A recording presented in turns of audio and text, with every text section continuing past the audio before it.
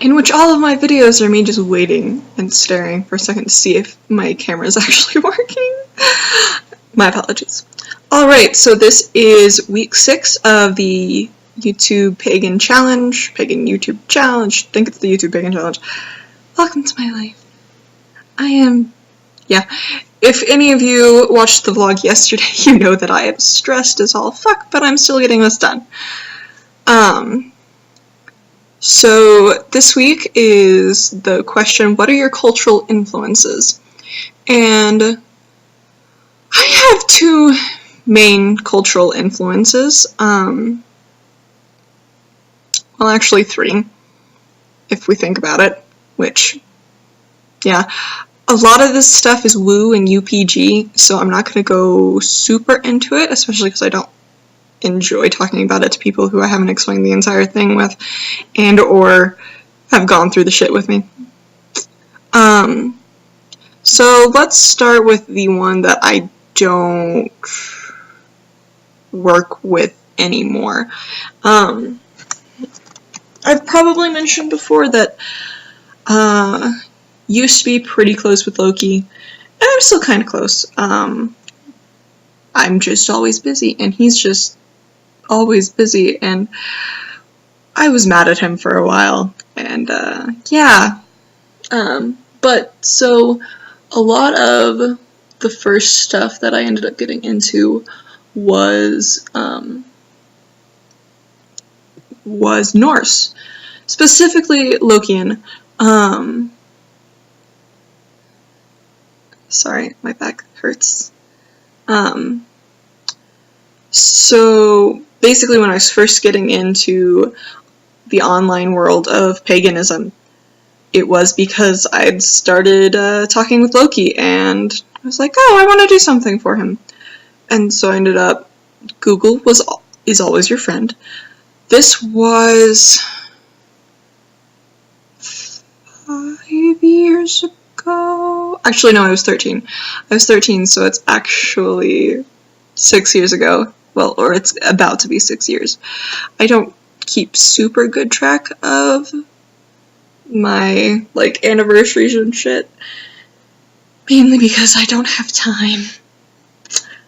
Time's not a thing, and some stuff ends up disappearing after I write it, and I found this out recently because I was going through my Google Drive, which I had through a lot of this shit.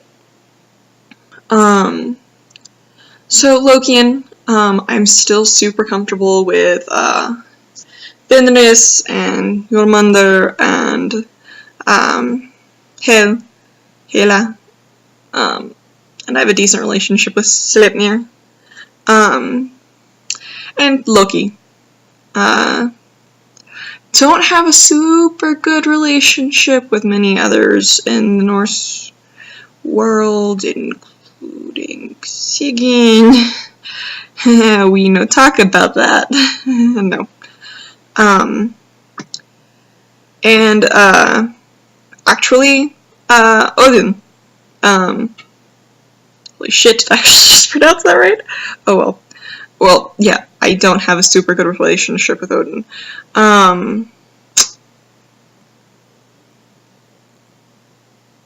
But that relationship has gotten better since, basically, we have to be civil to each other for work. Yeah. Welcome to my... just like politics.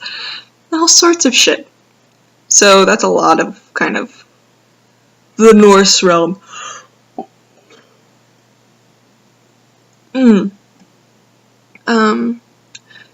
Along with that, the runes are slightly something I studied. Don't study them a whole lot. I'm gonna go ahead and go, like, refer to, I definitely Joe's, and I think maybe also Beth's talk for this week. I know that Joe mentioned that she sees the runes as separate spirits, and I have to agree with that. They're just not ones that, it's not that we don't get along, it's more that we're just like, this isn't a relationship, this is, yeah, we know each other, but there's no give or take, there's nothing that either of us wants from each other, so that's kind of where that is. But I do have a pretty decent relationship with Yggdrasil itself. That's the one thing that's always kind of kept. I don't entirely believe the whole 9 worlds on the tree thing, or that those are the only worlds, but Yggdrasil is pretty important. So that is the Norse part. Now we're going to come to the next part that I kind of discovered, and that was the Hellenic group. I mentioned in my vlog yesterday that, or for those who are watching this later on, my vlog about writing, Selene is who I consider my mother.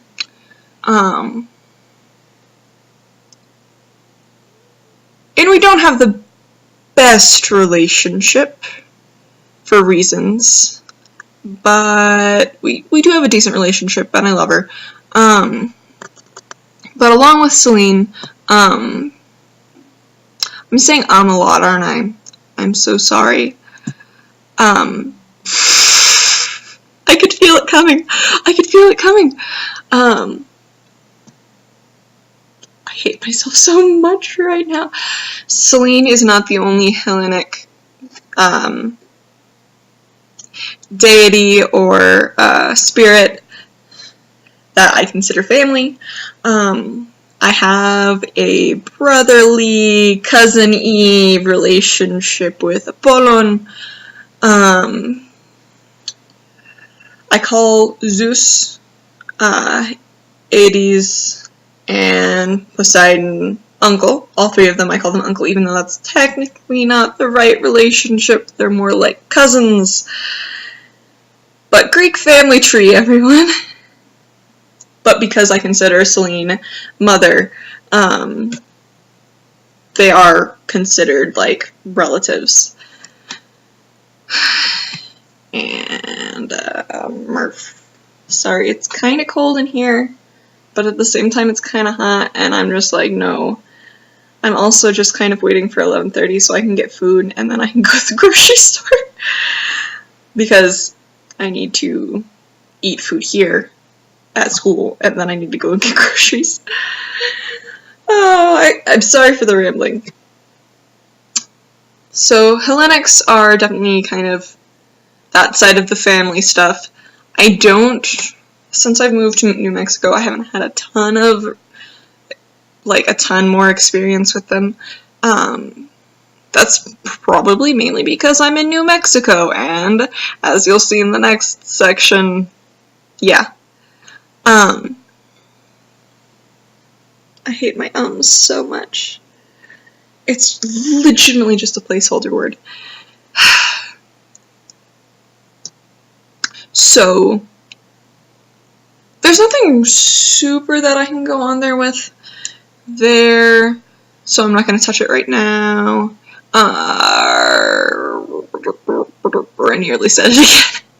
So then the third area we're coming to is the Mexica Pantheon, also known as the Aztec Pantheon, and my relationships with them are,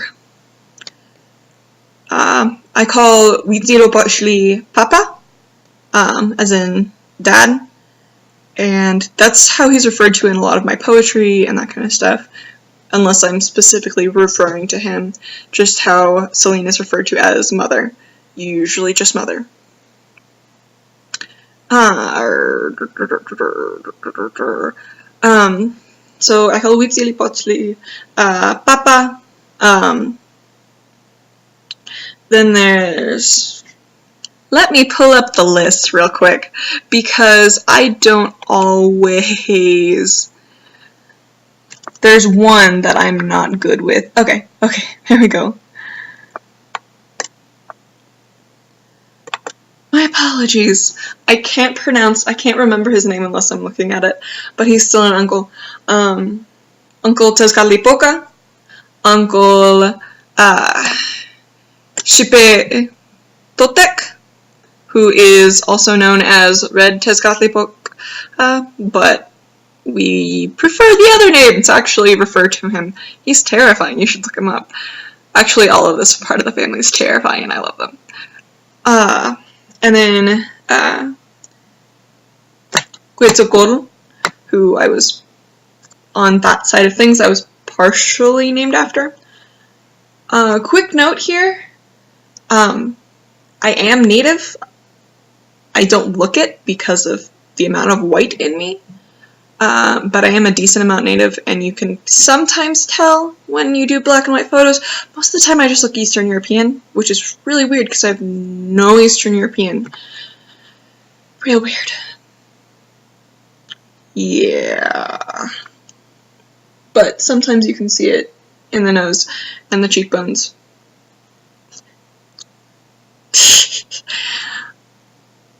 And I do go to a native school with a ton of other natives, and a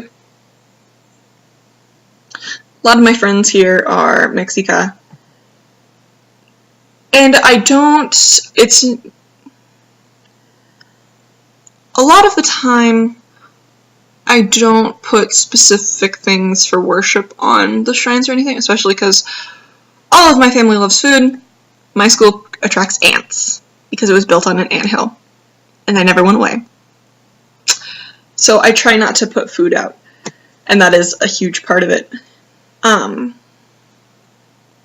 But I've done research, and I have talked with people about my experiences with the Mexica Pantheon, and it's pretty important to me.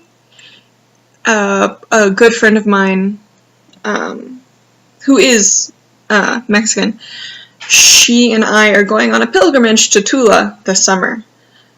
At least that's the plan. We'll see if it happens, because plans don't always pan out. And Tula's a Mesoamerican site. It's super cool. You should look it up. And I do feel very strongly connected to them, and to the nature of Aztec religion, not as the bloodshed stuff, but as a religion of flowers. And yeah, war's a part of it, but war's a part of every culture. And they're family. I consider them family.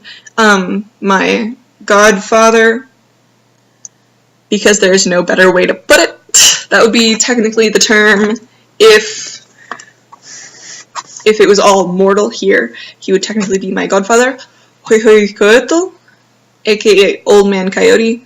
He shows up a lot. I actually have the one bit of food for people that I actually have is for him, and it's because he showed up one day when I was at Starbucks and was like, "Get me a latte," and I was like, "I'm not buying you a fucking latte." And he was like, "Graham crackers, the chocolate graham crackers," and I was like, "Okay." And you know it was him, because I ended up grabbing the dark chocolate graham crackers, which I don't eat. I eat the milk chocolate ones. Yeah. Also, with the coyote stuff, he is not the only one. I have met upwards of 3 of them at once. It is terrifying. I love them all, but Huehuecoyotl is more, he's definitely on the uncle end as my godfather, while the other ones refer to me collectively as either sister or cousin. So, yeah. Also on that end is the spirits I call brothers, who, no clue of names. Just because we haven't spent a ton of time together, and I haven't asked. And it's pretty normal for me to call them brothers, and they to call me sister. So that's just kind of what happens. But there are like 9 of them. I also refer to them in my poetry sometimes. It's kind of fun. But that's kind of where my cultural influences come from. I've been known to combine parts of Hellenic tradition and Mexica tradition, and my brain is so fried right now, I'm not kidding. And sometimes a little of Norse tradition in my relationships. And then there are the guys, who I have said I'm not really going to talk about on these, especially since it's not a huge cultural thing for me. Those relationships are relationships as how I've been inducted into their cultures by them versus like actual knowledge of the culture, which is sucks, but partly we don't know exactly how their cultures came about, so it's hard to pinpoint exactly. It's annoying. It's annoying. I really do enjoy research a lot, and I need to do some digging, but as I said yesterday in the blog post before this, I have 5,000 words due this week, and a presentation. So this is as good as it's going to get for now. I've also got publishing stuff happening. I don't have a ton of time right now, especially with my illness, which I still need to do a blog post on. But I think I'm going to cut it out there. It is 1/2 way too long. Actually, no, it's like 16, 17 minutes. I may cut some stuff out. And thank you guys for listening. I'm wondering if I even did the introduction at the beginning. I don't care enough. This has been Maria at Gloriana Spirits, and I'm signing out. Blessed be to you all.